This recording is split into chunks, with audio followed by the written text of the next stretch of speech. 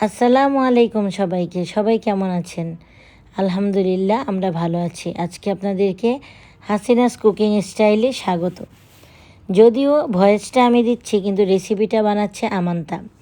আজকে সে আমার জন্য টক দই নিয়ে নিয়েছে। একটু টক দইটাকে পানি ঝরিয়ে নিয়ে সেটাকে একটা সার্ভিং বোলে নিয়ে নিয়েছে। তারপরে সে সেটাতে মধু অ্যাড করে দিল। মধু অ্যাড করে সে ভালো করে নেড়ে চেড়ে সেটাকে মিশিয়ে নিল। তারপরে এটাতে আরও কিছু অ্যাড হবে, যেমন চিয়া সিড সে ঘণ্টাখানেক আগে পানিতে ভিজিয়ে রেখেছিল। সেই চিয়া সিডটা নিয়ে নিল প্রায় চার চা চামচের মতো। তো চিয়া সিডটা দিয়ে সে আবার একটু নেড়ে চেড়ে নিল।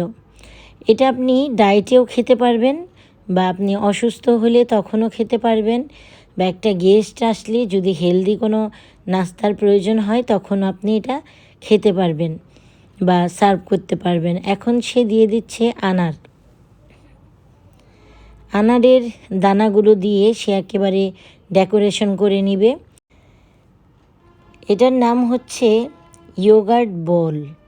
তো ইয়োগার্ট বলও বলতে পারেন, গ্র্যানোলা বলও বলতে পারেন। সাথে অ্যাড করে দিচ্ছে কিছু চাপা কলা স্লাইস করে কেটে সে অ্যাড করে দিল। এবং এর সাথে যাবে কিছু ওটস, রোস্টেড কিছু ওটস। সেটা আমার পাশের বাসার ভাবি, তিনি লন্ডন থেকে আসার সময় নিয়ে এসেছিলেন আমাদের জন্য। এটাতে ড্রাই ফ্রুটস দেয়া আছে আর ওটসটা খুবই ক্রিস্পি। এটা রোস্টেড করাই ছিল, রোস্ট করা লাগেনি। তো সেই ওটসটা আমান্তা দিয়ে দিল। তাহলে এটার মধ্যে ইনগ্রিডিয়েন্টসগুলো কী পড়লো? 1 নাম্বার পড়লো টক দই, মধু, চিয়া সিড, কলা, আনারদানা আর ওটস। শেষে লাস্টে মধু স্প্রেড করে আমাকে খেতে দেয়া হলো। বিশ্বাস করবেন না বললে এত মজার একটা ইয়ামি একটা রেসিপি আর ইয়ামি একটা ফুড, হেলদি বলেন, শর্টকাট বলেন আর সিম্পল বলেন, সুস্বাদু বলেন, সবটাই মিলেই একাকার। তো আমি বোলটা পুরাই শেষ করলাম। এত মজাদার হলো। আর এটার সাথে আরও অ্যাড করতে পারেন, আপনার মন মতন ফ্রুট দিতে পারেন।